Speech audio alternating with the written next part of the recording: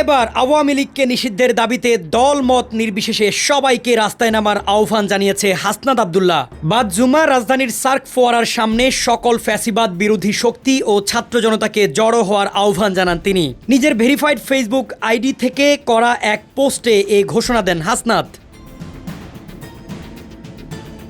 হাসনাত আব্দুল্লাহ তার পোস্টে লিখেন, বাদ জুমা যমুনার সামনে আওয়ামী লীগ নিষিদ্ধের দাবিতে অবস্থান কর্মসূচি অব্যাহত থাকবে। এতে অংশ নেবে ফ্যাসিবাদ বিরোধী রাজনৈতিক ও সাংস্কৃতিক দলসমূহ। পিলখানা হত্যাকাণ্ড, শাপলা হত্যাকাণ্ড, গুম, খুন ও নিপীড়নের শিকার পরিবারগুলো এবং সর্বশেষ জুলাইয়ের গণঅভ্যুত্থানে শহীদ ও আহতদের পরিবারও এই আন্দোলনে অংশ নেবেন। গণহত্যাকারী আওয়ামী লীগ নিষিদ্ধ না হওয়া পর্যন্ত লড়াই চলছে এবং চলবে।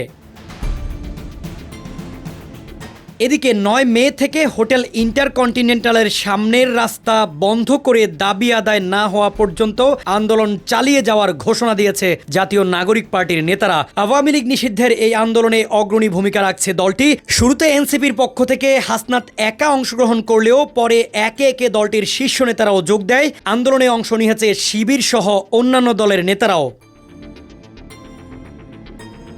এর আগে 8 মে দেশ ত্যাগ করেন সাবেক রাষ্ট্রপতি আব্দুল হামিদ। এ ঘটনার জেরেই আওয়ামী লীগ নিষিদ্ধের দাবিতে উত্তাল হয়ে ওঠে সারা দেশ। রাতেই প্রধান উপদেষ্টার বাসভবন যমুনার সামনে অবস্থান নেন ছাত্র জনতারা। দাবি আদায় না হওয়া পর্যন্ত এই আন্দোলন চালিয়ে যাওয়ার হুঁশিয়ারি দেন এসব নেতারা।